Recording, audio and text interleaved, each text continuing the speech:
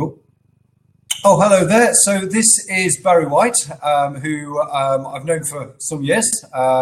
He's currently a senior developer stroke team leader for a software organization in Leamington.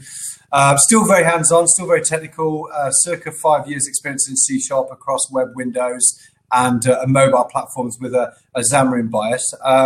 Lives in Kings Heath, so one of the motivators for changing jobs is to be a bit closer to home for a bit of a work-life balance. And if I've got this right, Barry, you've been using C Sharp right up to the latest 7.2. Is that right?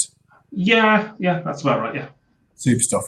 So I wonder if you can just describe to me then a bit more about your favourite languages and what kind of technologies you enjoy using. Yeah, so I mean, obviously, given that I've been sort of 100% more or less on C Sharp, that's definitely up there. I mean, I would say when it first came out, I thought it was absolutely shocking because personally, my background's VB, and VB was massively better when it came out. But yeah, having sort of used it over the last few years and seeing it progress as a language, it is a Yeah. genuinely fantastic language. It's a joy to use. So Good. big fan of C Sharp. I've got a soft spot for JavaScript. Okay. I like its weirdness. What, vanilla JavaScript or one of the frameworks? I mean, so JavaScript is itself, I find it quite a straight language, so I quite like it. I've done like a fair chunk of sort of vanilla stuff.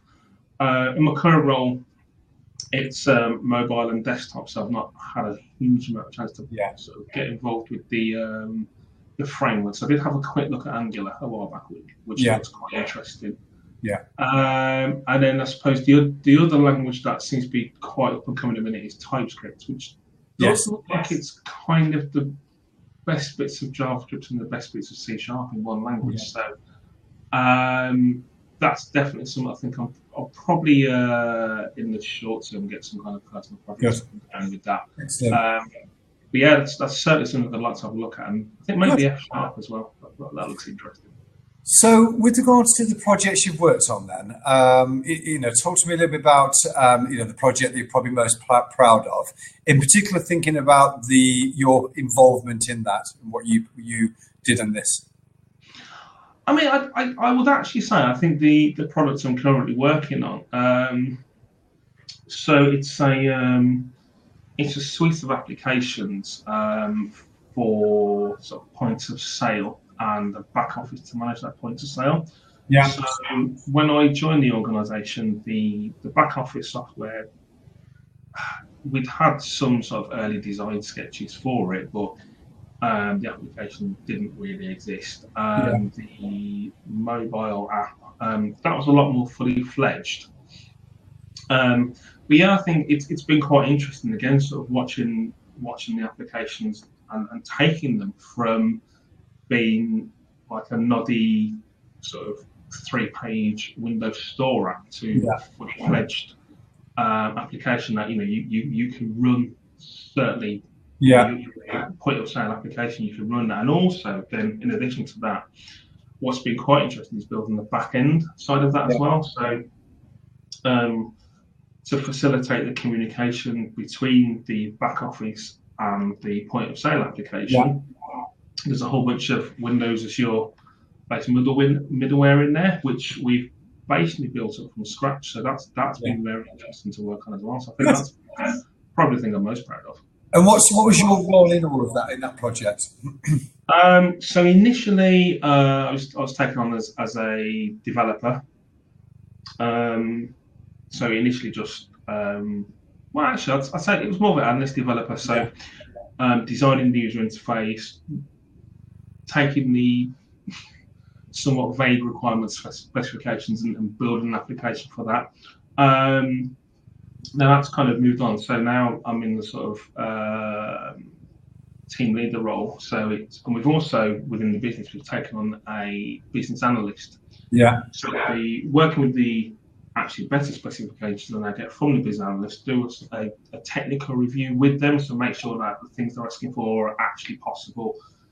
Make sure it's possible within the timescales. Make sure that the thing that they're asking to do fits into the flow of the application.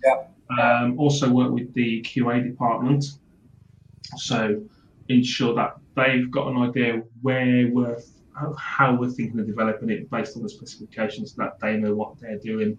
And then also there's elements of work allocation now. So obviously, when I started, I'd be just given the page. Now I'll be potentially given like a whole section of stuff, and then I'll need to take that and allocate that throughout the team of developers. I think we've got 8 at the minute, I think. So good. So that's what I'm doing. Yeah. Cool. So in terms of the role we're looking for and kind of organisation, what's important to you next? What kind of things are going to be right for you? I think so. In terms of the role, I think I'd like to keep it quite technical. I really enjoy the technical side of it. I find it very, very interesting. Find it very stimulating, and it's without wanting to sound horribly cliched, that's the kind of thing that those technical challenges are what are going to get you out of bed. For me personally, so that's where I'd like to keep it quite technical. Excuse me.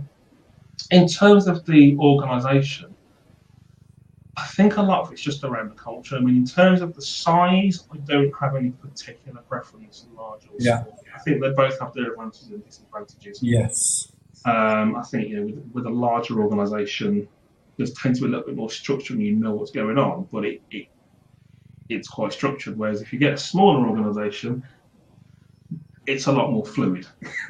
So they both have their organisations, but I think the key thing is probably more around the culture and just I think as long as it's kind of a sort of a friendly kind of atmosphere, I generally to most situations. So. Cool.